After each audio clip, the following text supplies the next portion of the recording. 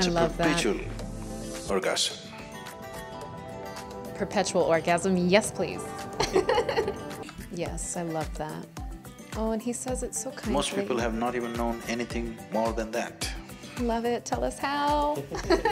In India, we have a better word for this.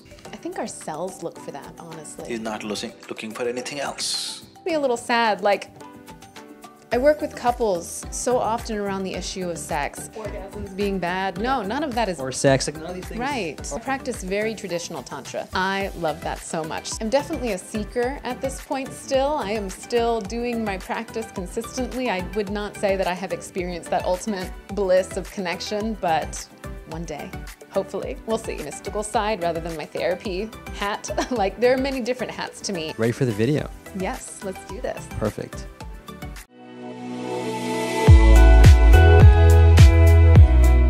Conscious practice.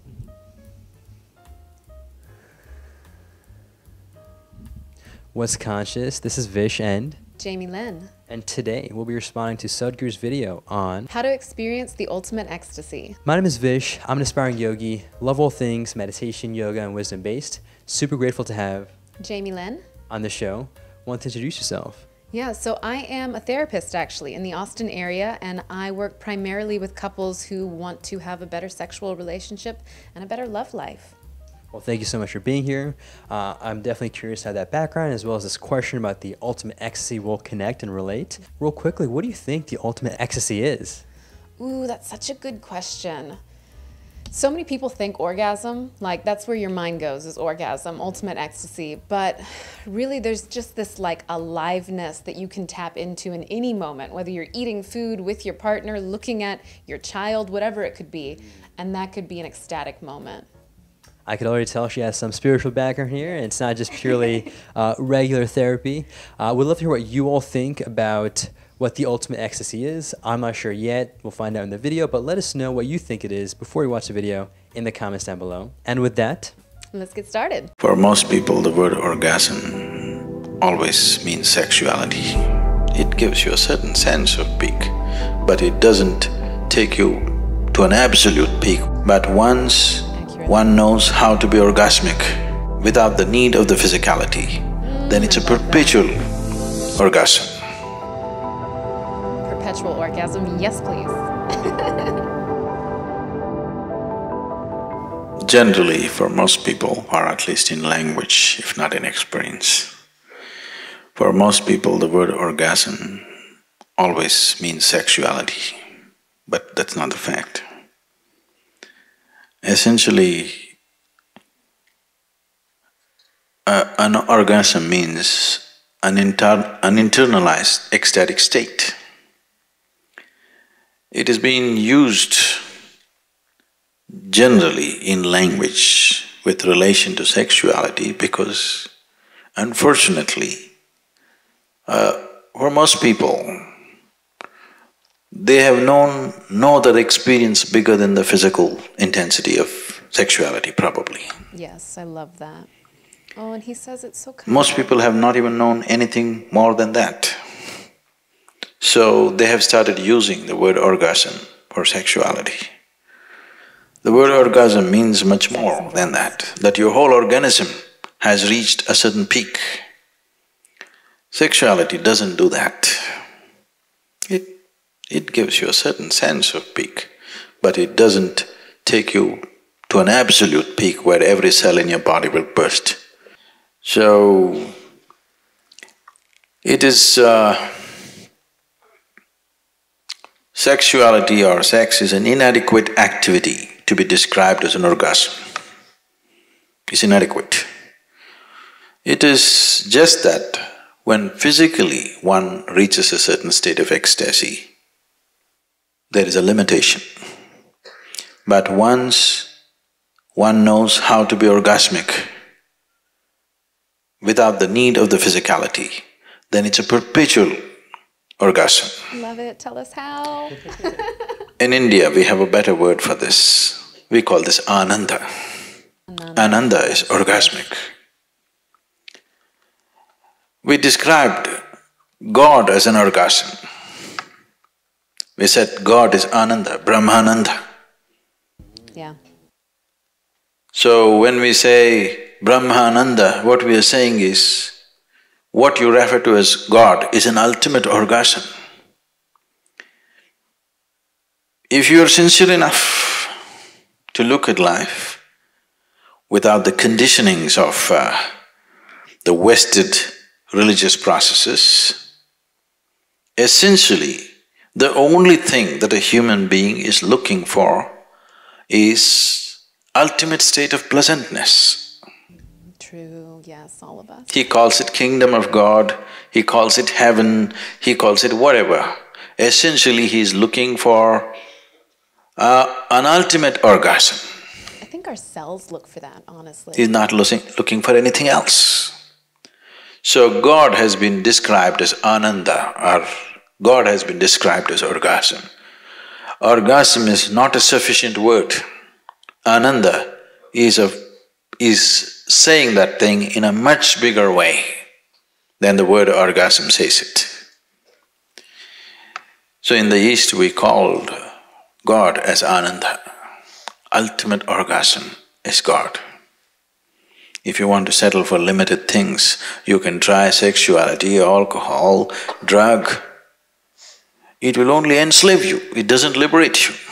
Right, because you keep looking for it over and over. Because this is not Ananda, this is just pleasure.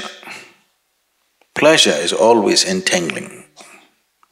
People seek pleasure essentially because joy is missing, because bliss is missing.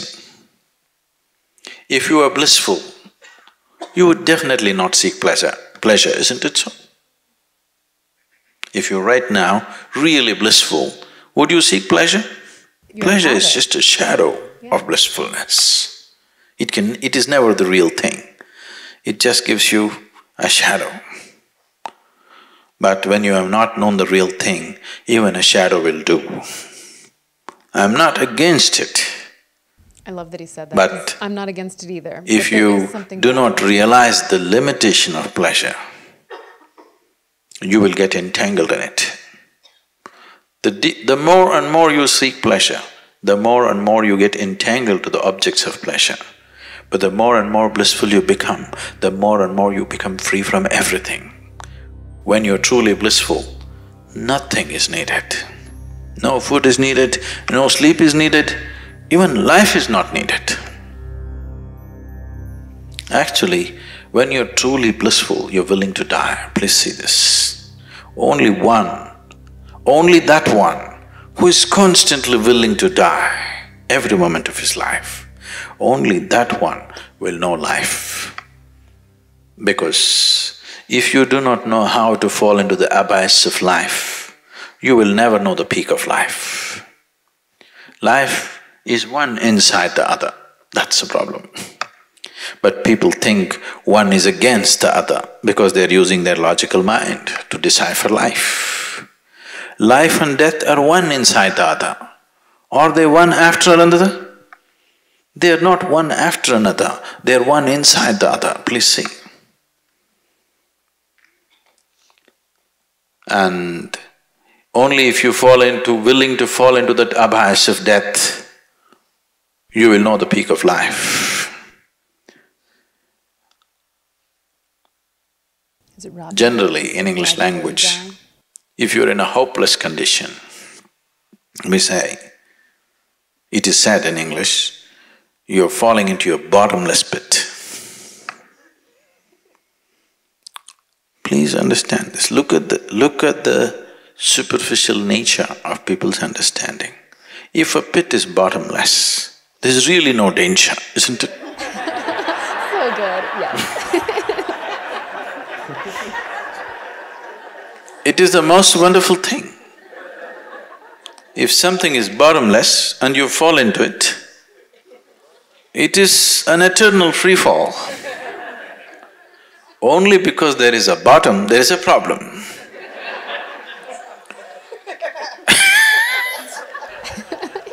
Once it happened, Shankaran Pillai fell off the second floor.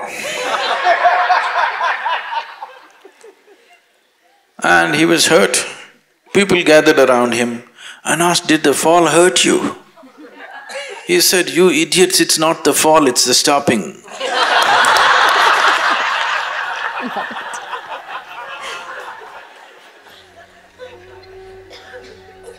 It's never the fall, it's always the stopping which hurts you, isn't it? So, Jamie Lynn, with your background in therapy and sexuality, what are your thoughts on his take on the orgasm? I love that so much. So this actually leans a little more into my mystical side rather than my therapy hat. Like, there are many different hats to me, and I practice Tantra. And so the moment that he said that, like, touching divinity is the ultimate orgasm, I was like, yes, of course, that is absolutely right. And you can read from any tradition, any mystic, that that is true. So you've experienced that yourself, or is that something you're seeking or practicing? Tell us more about that Tantra as you describe it, because I don't know too much about it, and I don't know if the viewers do either. Yeah, so Tantra, I practice very traditional Tantra. And a lot of mantra recitation, a lot of meditation. I do an asana practice as part of it, but it's really more about the mudras and the mantras and all of that. And so I am definitely a seeker at this point still. I am still doing my practice consistently. I would not say that I have experienced that ultimate bliss of connection, but one day, hopefully, we'll see. Yes, I love that take that you had, and I also want to connect with that too, because I think at the end, as he says it, and he put it in a very simple way, is the idea that we're all seeking, in a way, just the ultimate pleasure, right? Or in this case, the ultimate ecstasy. Pleasure is more of like a materialistic bodily thing, right? And so whether it's, as he says, whether you're going to the church, the temple, or even the bar, for instance, both people, or all three people in this case, are seeking some betterment and to feel better. Yeah. Now the question is, again, it's not about drugs being bad, religion being bad, God being bad, orgasms being bad. No, none of that is. Or sex. Like, none of these things right. are good or bad, honestly. But it's about really just to what level do you want to experience that, right? And have I also experienced what he's talking about? To be honest, no. But I also do my daily practices, as he calls it, sadhana, which means essentially your daily practice. And I think the key here, and that's what I've also realized too, and maybe you can relate here because you have your daily practice too. I used to definitely be, and I still am seeking, but I think there's a difference between consciously seeking and unconsciously seeking. And what I mean by that is having these expectations and then literally going into each practice, each sitting with the expectation. You're seeking, but I feel like it's a bit unconscious because that mental request almost acts as a blockade for you to experience that next step. And so now I'm at a point where I've been doing these for over a year now, like basically 3 hours of meditation and other practices too, asanas, and it's a mixture of stuff through Isha, actually, the path. And I just unconditionally do it. I don't care what happens afterwards. I don't care what happens before. Sometimes it's miserable. Sometimes it's awful. And you do it because that's actually the practice. I'm not looking to feel good in the end. I'm looking to be alive and experience myself. That is, again, perfectly well said. And the key is just to do it, as you said. And I think over time, the consistency will definitely take you there. It definitely gives you something that you cannot get anywhere else. That is amazingly said. And would you want to share a bit more about your perspective from, let's say, the sexuality background that you have and how that would connect with exactly what he was talking about? And it makes me a little sad. Like, I work with couples so often around the issue of sex, and either one person doesn't want it or the other person does want it, and this struggle we get into around pleasure and what would be most pleasurable for me versus my partner. It's just, it's so painful. And so toxic. It can be. It can definitely be toxic, but it's also completely understandable. Like, this is the model we all have to go on. We aren't exposed to these different ancient practices for the most part. Most people are not exposed to this. And so finding it and really like beginning to look at your life, everything you do as a potential opportunity to experience bliss, rather than the way I get pleasure is orgasm. I just think it opens up people's whole range of like experience. You get so much more. Thank you so much for sharing that experience, especially from your unique background here. And yeah, I think ultimately, and again, it's not like drugs or sex or drinks or food or technology. None of these things are bad or good, right? I think the key at the end is to really focus on that inner work, your inner self, in terms of cultivating that bliss. And then you can do these things, whether it's a relationship, whether it's, again, whatever, physical stuff, then you can do it more with a sense of ease, right? And so you're not as dependent on that external to feel good on the inside. Would you agree with that? Absolutely. That's well said. Yes. Beautiful. So thank you so much for being here. I really appreciate you taking this time, Jamie Lynn, especially with your background as a therapist and also dealing with couples. I think this is quite relevant. Want to share with the viewers where they can find you and your social medias? Yeah, so you can find me on YouTube at Practice Intimacy, and then on Instagram, the same name, Practice Intimacy, and then online it is jamielynbeulah.com. Please check out all of our stuff, which will be down below. And if you have any other video reaction requests, topics, or guests that you want to see on the show, you can also comment down below. And with that, make a great day. Take this joyful and stay conscious.